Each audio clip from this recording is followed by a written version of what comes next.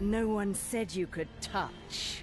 Bayonetta's back, and this time only on the Wii U, which is why, as you can see here, she also comes with a number of outfits and accessories that come straight out of Nintendo's Weird and Wonderful World.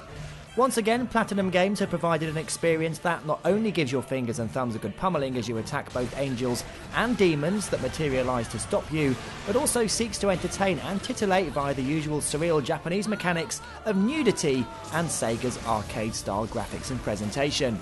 This time the action takes place around Christmas as Bayonetta and her sister Jeanne are suddenly attacked whilst on a shopping spree and end up fighting on top of a jet to the theme of Moon River.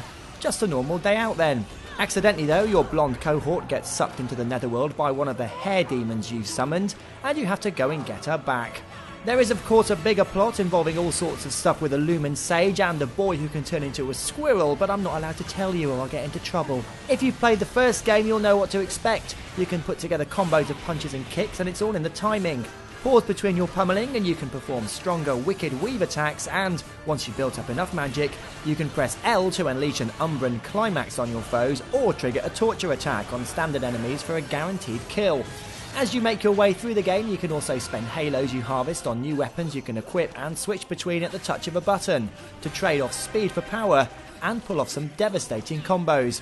As you progress through the levels, you'll also be able to turn into a panther or a bird to move quickly and access new areas and test your might in the many Muspelheims dotted around the levels, which always result in a reward to help with extra health and magic. Harvest enough rings and you can trade these for all manner of cool things and buy new weapons once they've been unlocked in the Gates of Hell. You can then apply these to your hands or heels and switch between two setups to create even more incredible combos you can use in the main game or in one of the many challenges you can play to gain even more rings. Like in the previous game, there are also many moments that mix the gameplay up a bit, such as riding on a big mechanical beast or flying through the air Space Harrier style, shooting angels and avoiding things flying towards you. You'll finish the main game in around about 8 hours, but really, that's when things just start to get good. You can then dive into one of the chapters you've already played and now leveled up with new weapons and powers, try them again to achieve a better rating and earn even more points, so you can unlock yet more moves, weapons and outfits. It's this replayability that makes Bayonetta 2 a game that keeps on giving enough to give you blisters.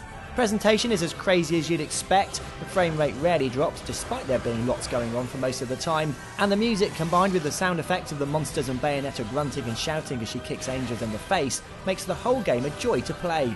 It's just slightly odd that a game as hardcore as this is on the Wii U, especially with the added screen mode where you can play the game by swiping the touch screen to kill the bad guys as if you're playing Fruit Ninja. Bayonetta 2 is a really fun action game along the lines of Devil May Cry. It's just that I'm not sure how many people are actually going to get to play it. I know Mario Kart 8 has shifted a few units, but Bayonetta, being a bit of a more niche franchise in the first place, will have really some way to go to do the same. It gets 8 out of 10.